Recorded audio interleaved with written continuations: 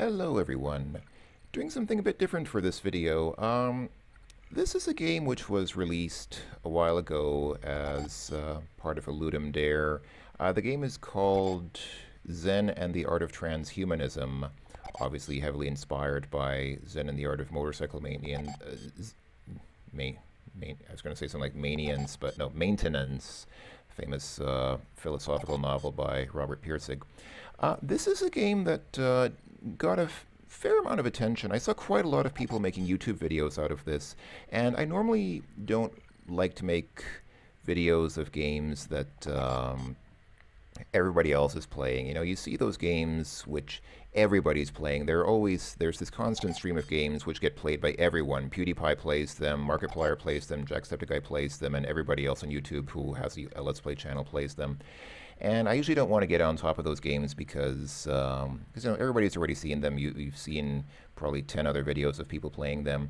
But this game is something a little bit different. I just wasn't personally satisfied with any of the videos that I'd seen of people playing this game. And I thought, you know, I want to have my own kind of crack at this. I want to have my own sort of attempt to say something about this game.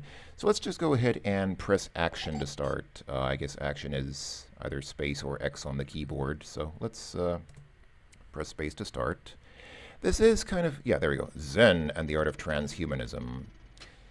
So we're in kind of a cyberpunk setting. The setting is vaguely cyberpunk, but it's not tremendously cyberpunk. But anyway, let's see. Hello, world. Oh, I press space to continue. Greetings, Akara 184. Welcome to the job. H-Core expects you to be an excellent human upgrade crafter. Feel free to inspect you work, I think it should be your work, zone until you're comfortable. Let me know when you're ready to accept requests. Yes, Master, thank you. Now, a lot of things about this game confuse me. First of all, I'm not really quite sure of the gender of this character of ours. It sort of seems to have breasts, and so at first I thought it was a woman, especially since it seems to kind of have long hair. I mean, of course, guys can have long hair, and some of them have pectoral muscles, but just for some reason it struck me as quite female.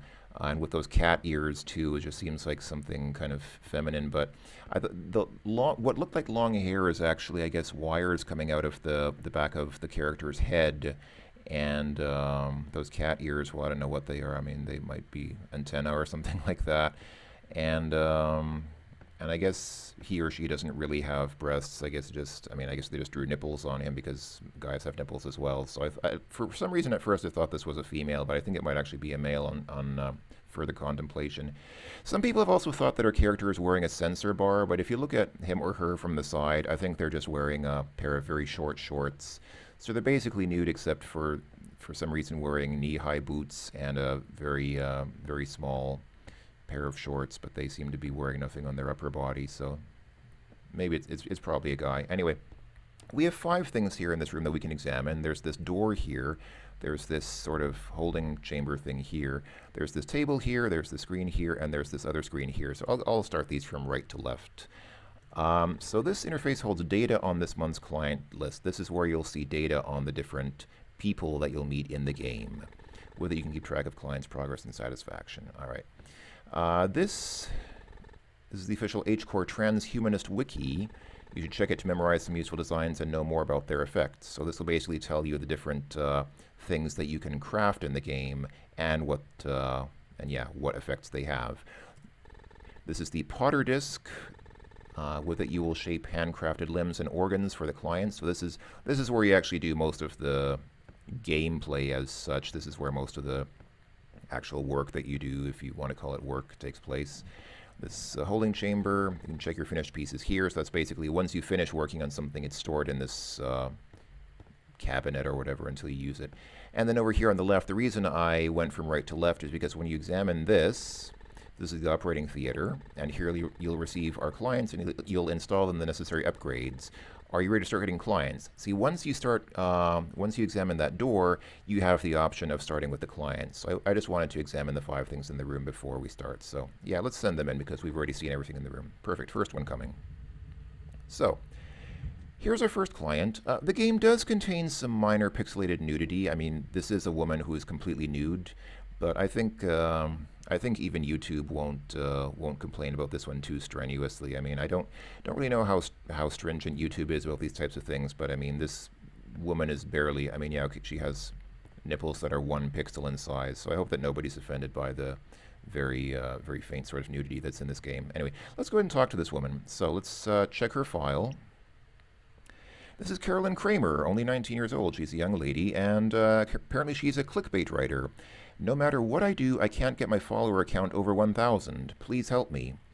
Well, Caroline, or Ms. Kramer, or whatever you'd prefer to be called, maybe you should be happy with, I don't know, I mean, if you have a few hundred followers, I think that's not too bad. Not too bad to be, to have a few hundred people who are following you. I think that's pretty respectable. And if I press right and left, we can flip through different clients' files later, but right now we can't do that because there's just this one client. So basically, we need to, as transhumanists, as a person who works in the art of creating cybernetic modules for these people, we need to make something that will satisfy Carolyn and make her feel better about herself. So we can go ahead and take a look at this wiki here, and there are 10 designs in the game. I guess I'll just go through them quickly now so we can see all of them. So here's the Enchantress. This increases your online social network charisma. These are sorted pretty much in the same order that the clients actually appear in the game. So it's really, this is a fairly short game. It's basically, there are 5 people in the game, and these are pretty much ordered in the sequence that you'll see the people in the game usually. I think there is a little bit of randomness, but not that much in this game. So yeah, this will increase someone's social network charisma. Obviously, that will help Carolyn since she doesn't have that many followers, or feels like she doesn't have many followers online. This is the Knight. This boosts your physical strength. That sounds useful. The Bishop genuinely enlightens your mind. I wonder what that means. What is genuine enlightenment anyway?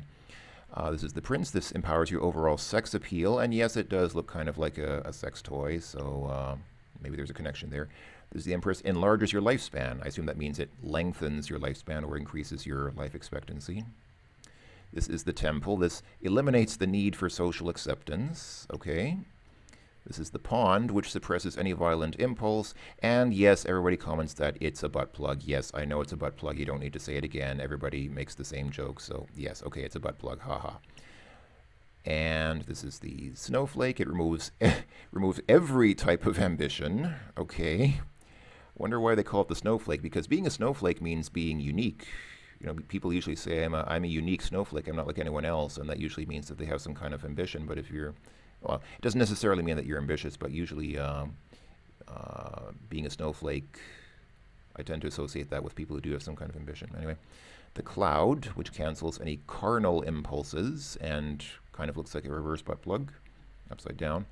And this is the Void, which concedes not unconditional, but undonkitional acceptance towards death. I wonder if they patched this game to correct. I mean, these are not serious typos, but I seem to recall seeing a version of this game that didn't have these typos. Maybe I played a different version that was patched. Anyway, so there you go. Those are the 10 things that you can make in the game. So let's go ahead and start with the Enchantress for Caroline here to improve her prospects on her online social network. So here's where we make the things. So you tap action repeatedly to spin the lathe wheel. It's just, you know, like it's like being a potter making pottery on a potter's wheel. So you tap space repeatedly and see the thing start spinning around. You can't really see it spinning right now, but that thing at the bottom that goes back and forth, that's the indication of how fast it's spinning. When it's white like that, that means you can start carving your work piece here. And if you stop tapping space, it slows down, and then when it turns black like that, that means it's going too slowly for you to sculpt it anymore. Over here, there are 5 buttons that you can push. Tools switches between the different implements that you have available. I think there are 4 of them. Yeah, that's 4. This button will, when you're finished, this will submit your work, and hopefully, if you successfully carved a useful shape, then it will allow you to, put the shape in your storage until you want to use it. This resets something, so if you make a mistake, this just resets it to this big standard block rectangle thing that it is now. designs, which I think should be designs. This basically gives you a template. So this is obviously very useful because, there are 10 things that you can make in the game that we've already seen. And it is pretty much impossible. I mean, I guess it's not completely impossible, but it's basically not practical to try and make those things without having these templates as a guide. So that's the thing that we want to make to increase Carolyn's social acceptance. And if you want music while you work, you can punch that button, and after an initial burst of static, then you get some nice music. There are only 2 musical pieces in this game, so this is the first one, and this is the second one. This one starts off a little bit more active, but they're both pretty mellow. I mean, they both are pretty zen because, it's a game about Zen and the art of transhumanism. So, and then if you push the button, again, it just switches to silence, no music. I'll go ahead and leave this on. I kind of like this music. The very beginning, this note here at the beginning, for some reason, I don't know why, every time I hear it, it reminds me of the intro to I Will Possess Your Heart by Death Cab for Cutie, which is a song I actually like. I'm not a huge Death Cab for Cutie fan, but I do like that song. I don't know why, just every time I hear this, it makes me think of that. Anyway, so the way that this works, I'll go ahead and switch to this tool because you can kind of see that the shape on it kind of matches the shape at the bottom of that thing that we need to carve there. Now, the way that this works, I'll go ahead and show you. I'll start tapping space, and now I can move this in to start carving away parts of this big purple block. But what you'll notice, see, it works a little bit weird because, see, I've cut away a lot of the block above and below where my tool is. That shouldn't be possible. This game isn't really following laws of proper physics. It's basically just, it kind of sculpts the whole thing all the way from top to bottom around where you put the tool. And that flashing color tells you when you're done. You don't have to be that precise. You don't have to really precisely exactly make it the shape of the template. This is close enough. I've already made it close enough to the shape of that, except for this one thing up here. I have to carve out a thing there in the middle. So like I said, there are 4 tools, and of the 4, 3 of them do this. 3 of them actually carve the whole length of your piece of work. The only exception is this one. This is the one that we'll use now. This one really only cuts right where you put it, right there. But the other ones have this weird effect where, I mean, you can see it carved out a lot of the piece here. I only put the tool here. I put the tool right there in that kind of notch there, and yet it carved away a lot of the rest of the work as well. But anyway, we're done. That was our first piece, so I'll hit submit to be done with that. And there we go, production complete, the Enchantress. If you make a mistake, if you carve away too much, or if you don't properly complete one of the things from that wiki over there, then it'll just say, oh, that doesn't look very useful, maybe you should try again. But here we go, we have this this transhuman implant for Carolyn now, so let's go ahead and install the module. And this is the only one we have right now. You can switch through the different modules that you have, but this is the only one we have now, so it just keeps switching back to itself. So yeah, press action to install. And some people are a little bit disturbed by the installation process because you just kind of reach into people's abdomen and our character just kind of sticks it in their belly. Get in my belly. It's a little bit silly, but this is not meant to be real life. This is not a realistic simulation of being a transhumanist. This is a somewhat fanciful game. So anyway, now the client will be more popular on the internet. Yay! But will that make her happier? Uh-oh. That's your first clue. That pretty much gives away the rest of the game there. But let's go ahead and continue on and start talking to this fella. Let's check his file. And yes, that is a penis, a 1 pixel wide penis. So once again, I hope that nobody will feel the need to get all up in arms because there's a 3 pixel long penis on your screen. This is Majima Shun. He's 40 and he's a member of the Yakuza. There's a new gang in town that have been causing problems and they're strong. I need to get rid of them at any cost. All right. Well, you remember that the second item here, or maybe you don't remember, but if you forgot, I'll remind you. The second item here is the knight. It boosts your physical strength. So you might get the idea. Okay, this fellow might need the knight to boost his physical strength so that he can beat up more people in his duties as a Yakuza. And if you are pretty quick on the draw, you've probably already guessed that we're doing the wrong thing. We're not supposed to be doing what I'm doing, but I'll go ahead and play it straight and do exactly what... Yeah, I'll do the most obvious thing, because then you can see what happens. So, yeah, this is obviously round, so I'll use this round tool, and again, you can see it's carving way below and way above where I actually have the tool, but oh well. So yeah, we can kind of trim this up here, and then down there we'll need the triangle for that. Yeah, there we go, this pointy triangle thing for this area. And then finally, once again, we need the this for that. It does get a bit distracting having to constantly tap space. I mean, I am constantly pressing space while I'm doing this. And yeah, it does get a bit distracting having to use the arrow keys to move your right hand around while constantly using the tapping space to keep the wheel spinning, but I get used to it after a while. I don't know if other people have problems with that, but I find it's not too bad personally. Anyway, we made the knight, so let's go ahead and give the knight to this Yakuza gentleman. Let's install the module. Once again, we reach into his belly and put the knight inside him.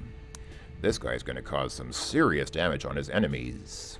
I wonder if that was sensible on our side. Yeah, you can see the pattern forming by now, I'm sure. This fellow is... Let's check his file.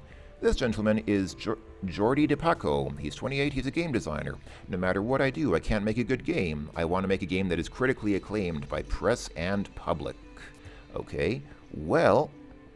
This one's not quite as obvious, but what do you need to make a good game? Well, you might think, okay, you need to be creative. I mean, you need to have a good, a good brain, or, I mean, you don't necessarily need to be super smart to make a good game, but, well, yeah, this is what you're supposed to create to make him a better game programmer. This will, this genuinely enlightening his mind will make him a good game programmer. So let's go ahead and get that design, and I will use this tool, and we are ready to rock. So let's go ahead and cut that away there.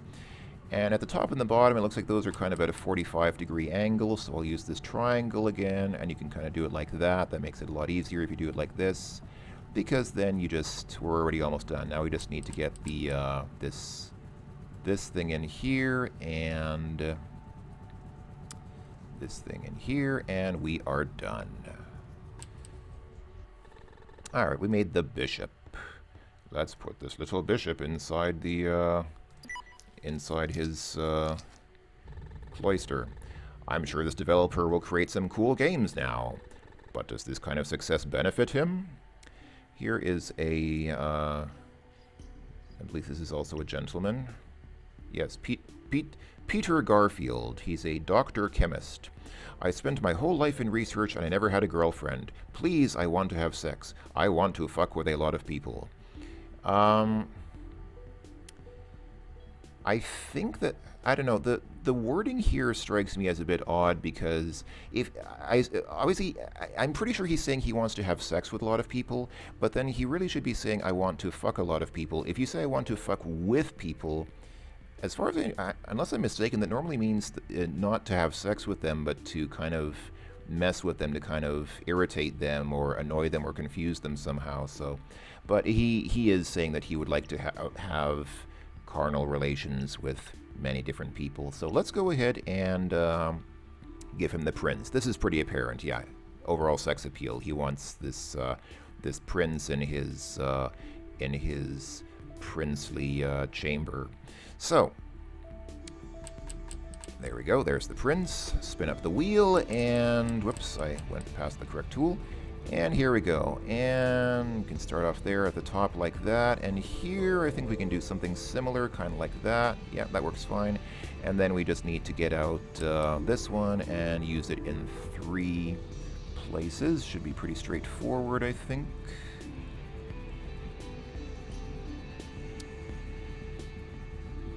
Try to be careful. I try to avoid cutting too much, but again, if you do cut too much, it's not the end of the world. You can just tap reset, and that will reset it to the beginning. But so far, so good. There we go. There's the prince. Let's go ahead and install the prince. Let's thrust that prince right inside him. I'm sure this guy's sexual life is about to bloom. I just hope that'll be enough for him. Yeah. All right, well, here's our last client. This is, again, a woman. This is Patricia Lafayette. She's 97. My goodness, she's had a long life, and she's a singer. I've enjoyed a fanciful life. Now I can't help but feeling my end is near. I don't know why I'm doing this voice for her suddenly when I used my normal voice for the other characters. I don't want to abandon the stardom and my fans. Please do something. Well, yes, we have a module to extend people's lifespan. That is this one, the Empress. So let's go ahead and give this fine lady an Empress. It already starts with those two bands on it being done. So again, the middle is obviously at kind of a 45-degree angle, so we just come in here with this triangle like that. Get that done like so. Here at the top, it's a little bit, you can see it's not really quite a 45-degree angle. There's sort of a staircase effect there, but you can kind of cheat it here by doing this with the triangle, because again, the game doesn't require you to be that precise. The game is relatively forgiving in terms of what it'll accept from you here, because you know it's not really a game about skill with this. I mean, skill with this is kind of a part of it, but it's supposed to be a game more about an idea, and I think most of you are already getting an idea of what that idea is. So yeah, we made the Empress. Let's go ahead and introduce this lady to the Empress. And Patricia just bought herself some extra time. Did you know that immortality was considered a curse by some ancient cultures? Okay, so now we've met our 5 clients, and you can see that there is some questioning commentary going on from the game. Let's go ahead and come over here, and we can read the files of the different. Let's see, incoming jobs. I think we can come here. Yeah, here we go. So now we can read the results from all 5 of our clients. First of all, Caroline, the clickbait writer.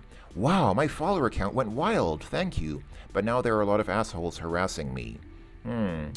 She doesn't seem too happy. With great fame comes great something else. I mean, with something positive often comes something negative, doesn't it? Here is the Yakuza fighter. Amazing! I could feel their bones breaking under my knuckles. However, they brought even stronger fighters now. Make me stronger.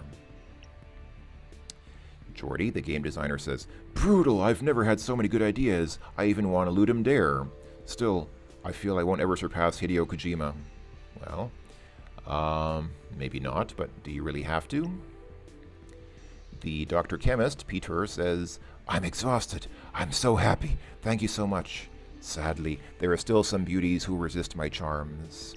And finally, the singer whose life we extended a bit. I feel so full of life, thank you. My fans already noticed it. Nevertheless, how long will this last? Can I get some more? So, you see the theme here. Pretty much all of these people, all of these people are unsatisfied in some way, and most of them are asking for more. This guy is asking to be made even stronger. This guy is not happy because he won't surpass Hideo Kojima, so he would like to be even more of a brilliant game designer. This guy's unhappy because there are some beauties who resisted his charms even though he's allegedly a lot sexier than he was. And this woman's unhappy because even though her life has been prolonged, she won't live forever. The only exception, I think, is Carolyn. Carolyn kind of wants the opposite. She seems to be suggesting that she wants the opposite. She's unhappy because there are a lot of guys harassing her, and maybe she wants her fame to be reversed. Anyway, so if we go back here, we can go past the 5 things that we built, and now comes the more philosophical discussion that you can open up about the game. You can already see how this is going, so I'll just go ahead, and it's not much of a spoiler if I just list the things that we will do here. And again, these are in order. So for Carolyn, we can eliminate the need for social acceptance. She was upset because she didn't have enough followers on the internet, but we can just eliminate her need to be socially desirable or interesting to people on the internet. For the Yakuza fighter, we can suppress any violent impulse. Well, that seems fair enough. for the game designer who wanted to design great games, we can remove his ambition to design great games. That seems a bit doesn't seem like a great solution, doesn't it? If he's not happy with if he feels like he's not happy with his current success, then just remove his ambition. For the guy who wanted to have a lot of sex, cancel any carnal impulses. And finally, for the lady who is not happy with her life, concede unconditional acceptance toward death. My goodness. Just to not interrupt the story, I'll just go ahead and make all of these all at once, because you can make any of these designs at any time. You don't have to do them as the clients show up. So I'll go ahead and actually, will I do that? I'm just thinking now. I was just going to make all 5 of the remaining shapes here, just so we don't have to keep coming back here to the potter wheel. But actually, maybe I won't do that. Maybe I'll give these to the people one at a time, so I can do a little bit of commentary in between, because I do tend to talk a lot when I make these videos, as longtime viewers know. And this game gives me a lot to think about, which means there's also a lot for me to talk about. So let's see what happens if we give Caroline the temple.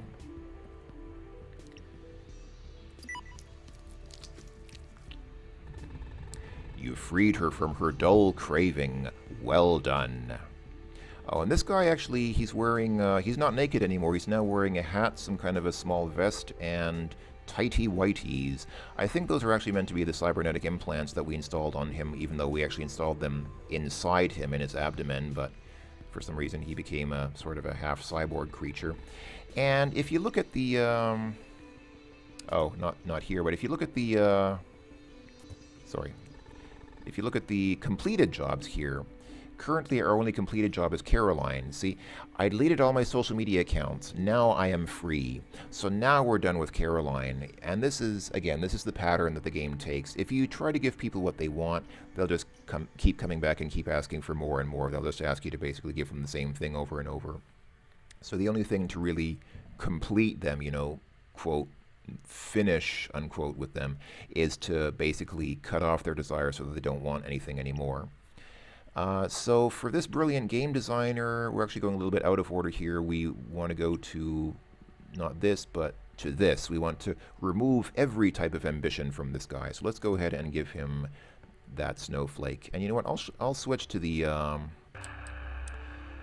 second type of music, because might as well, since that other one was getting a bit old, I think. So here we go. So this is the snowflake. So the philosophical questions that the game starts to open up then are, is it good to not have ambitions? I mean, it's a double-edged sword, isn't it? Pretty much everything in life has a positive and a negative. And I can kind of see the point here. I mean, if your ambition is to have sex with a lot of people, it's not necessarily a bad thing in itself, but you might find that it's not very satisfying for you. You might find that maybe you want something else for your life. Maybe you want to replace that desire with something a bit more, I don't know, constructive or healthy. I'm not sure exactly what the right word, fulfilling maybe. His ego won't do him any good. You just saved him. See, what we're really doing here is we're causing a sort of ego death. We're kind of causing the death of these people's desire to want something, and we're basically we're sort of almost killing them in a way by, I mean, in that guy's case, we just destroyed his ambition. Any ambitions that he might have had to create a game or whatever he wanted to do, they've just been crushed. And what's he going to do now? If we look at his file, yeah, the measure of success does not lie in popularity, but in self-satisfaction. Always aim to enjoy. So when I first started playing this game, I thought that it really was kind of a game about Zen and stuff like that. I must confess I'm not really very aware of Buddhism, but I know that in Buddhism, a core idea of Buddhism is that suffering comes from wanting something, and that if you want too much, if you desire too much for yourself, then this you start to feel bad, you start to suffer because of your cravings, your desires, your sense that you're not being fulfilled. And so, okay, it's all very well and good to say, okay, if somebody wants a lot more followers on Twitter or Facebook or whatever social media sites, then maybe they should change their attitudes. But it starts to become ethically questionable when you have people like that game designer, and it's even more so for this poor lady because this is the lady whose lifespan we extended, and the only way to again make her a completed client is to give her the void. I mean, we could make the other thing. What was it? The Empress, I think. Yeah, which enlarges your lifespan. We could keep giving her this, but that's just an endless loop. There's really no, I mean, there's no point to it because you don't get anything else. You just get the exact same result every time. So the only thing, again, to really complete the job, if you will, the only thing to do is to make her basically submit to the inevitability of death. And, you know, of course we're all going to die. I mean, it's no secret to any of us that we will die someday. We all know this. And this is a natural thing. Death is as natural a part of life as birth. And again, you know, this is certainly not a secret. I'm sure that you folks know that perfectly well. We learned this as children. But the question becomes then, is it ethical to try and make somebody just accept their death, even though it is inevitable, when they could be doing something with their life? I mean, the reason we live at all, even though we know we're going to die someday, is because our lives are valuable. Our lives can be valuable while we are alive. And to just tell somebody, well, accept the inevitability of death because you're going to die eventually anyway, that doesn't seem like a constructive solution to me. It may bring you peace because some people, you know, are at peace with death. They're not afraid of death. They're comfortable with the idea of dying, and they are not torn up about the idea that they might die soon. But there's something very, very sinister. Yeah, to be free from oneself, that's the summit of any existence. What do they mean by the summit? I mean, that's the end of an existence. Yeah, I mean, when you die, of course, that's the end of your life as we know it.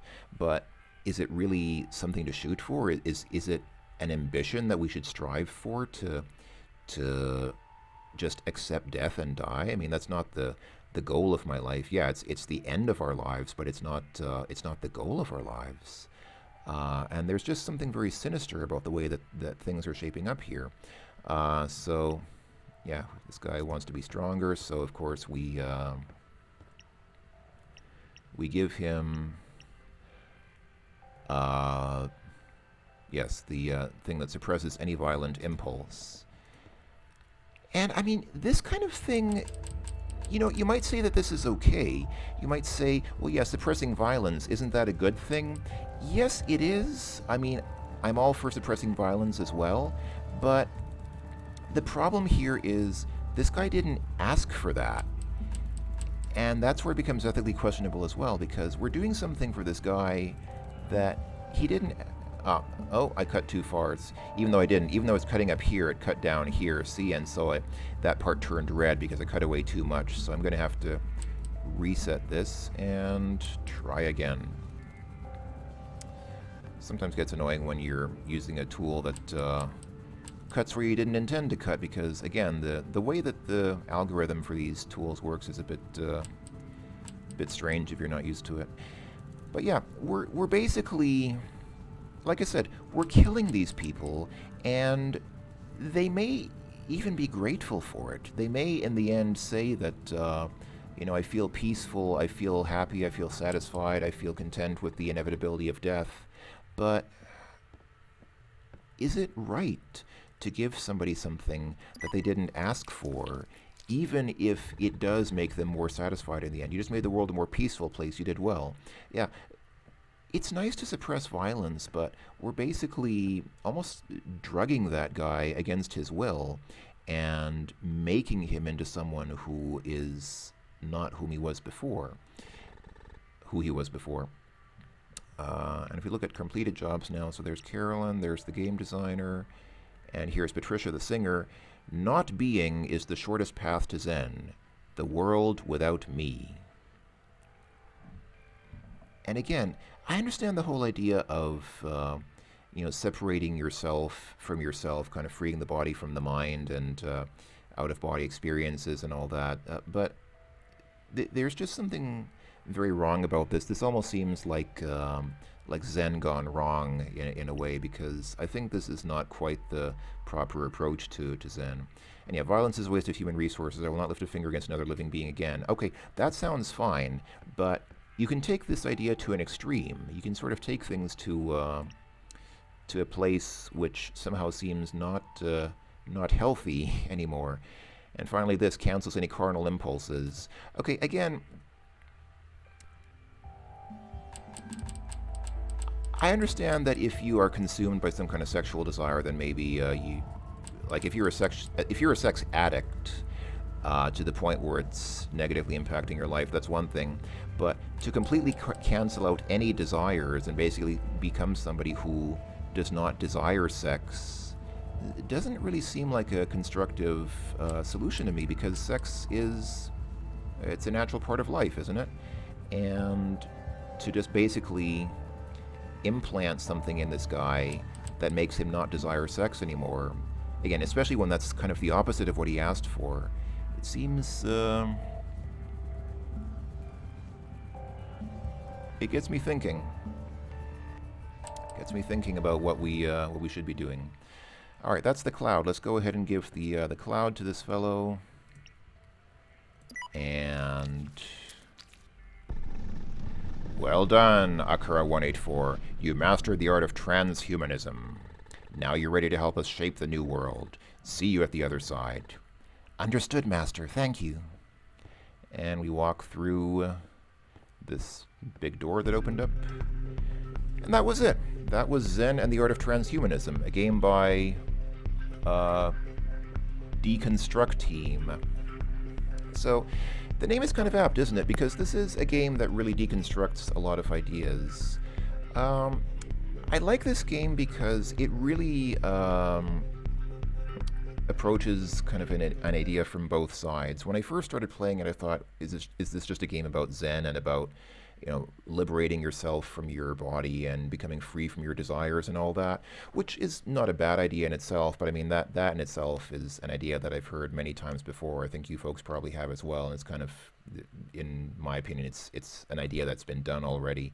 But this really takes things, as philosophy often does, it really takes things to the logical extreme and says, well, okay, if you want to free yourself from your desires, then what about your desire to achieve something with your life, or even your desire to live at all? If you have no desire to anything, if you really want to be free and liberate yourself from wanting anything for your life, then why not just die? Why not just free yourself from your desire to live at all? And I think that's a wrong approach. I think that's the wrong way to think about it. But I like that the game does this, because it kind of forces us to think about how far do you want to go? I mean, there's an extreme to everything. I mean, there are good ideas, but even good ideas can be taken to an unhealthy extreme where it starts negatively impacting your life or other people's lives. So yeah, so that's one part of it. The one question is, how far do you go? How far do you go with this detachment from your carnal sort of lustful desires, whether it's the desire for sex or any other sort of carnal pleasures that we engage in, whether it's I don't know, drinking, drugs, dancing, loud music, whatever, partying, whatever people do to get this sort of carnal, physical, visceral pleasure from their lives. There's that, but how far do you take that? Do you take it to the extreme of saying, well, my life is, I don't need my life, and I'm ready to die. I submit myself unconditionally to the surrender to death. That's one question, and then the other question is, again, is it ethical? Is it right to basically kind of trick people into this ideology, even if it does work for them in the end, even if they thank you later and say thank you because I'm happy with how it turned out? Is it really ethical to kind of mislead people and tell them that you're going to help them, and then I don't want to say brainwash. I think brainwash is the wrong word, but kind of influence people in such a way that they that their ideology changes and who they are as a person completely changes, and their whole outlook on life, their whole worldview changes because of what you did, and especially if you don't warn them ahead of time. It's one thing if you tell somebody, I'm going to change your way of thinking, I'm here to change your way of life, and they say, okay, I'd like that, then that's one thing if they're willing to go along with that. But if you sort of secretly do it without telling them in advance, that seems, again, that seems... I used to know somebody who was a psychologist, and they said that, a lot of being a psychologist is getting somebody to agree with an idea and convince them that it was their idea. So basically, psychologists, or at least this psychologist, kind of was trying to convince people of ideas, but also to get people to feel like it was their idea and not the psychologist's idea. And that again seems a bit unethical. It's sort of like it's like a trick, it's like a trick of the mind, or sort of a lie in a sense. You're telling people, or kind of implying to people, or trying to get them to believe that they came up with the idea when it was really your idea all along. And that's something that manipulative people do. I mean, people who are really manipulative and use other people tend to do that. They tend to make other people think that it was all their idea and kind of blame the victim and say, well, this, you wanted this. I mean, you asked for it. And that's, again, that seems a bit, in a way, almost abusive. So that's why I wanted to play this game, because these are all the questions that I had. These are all the thoughts that I had in my mind while I was playing this game. And it's very interesting. I really, I like the way this game turned out, because it really inspired all these ideas in my head in a way that I don't think anything else ever has. So it's really a very philosophical sort of game in that sense.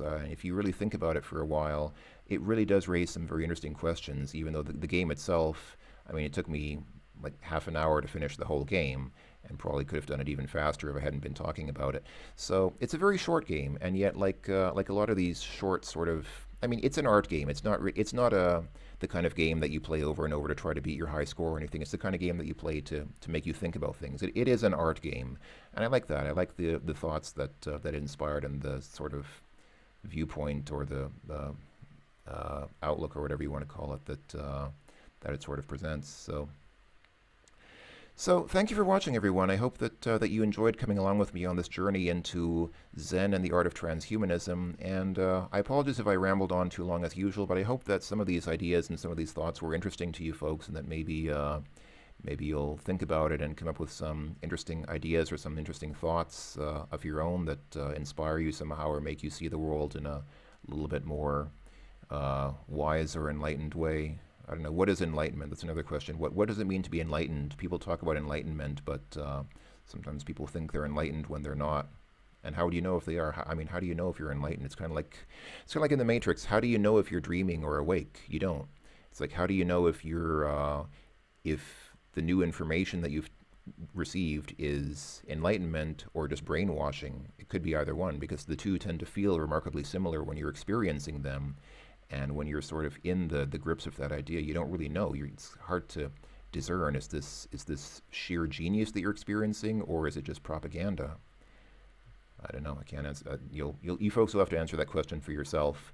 Anyway, I'll go and stop here, because, as usual, I've been rambling on for a very long time. So again, thank you for watching, everyone. I hope that you've enjoyed. I hope that you enjoyed this little sort of philosophical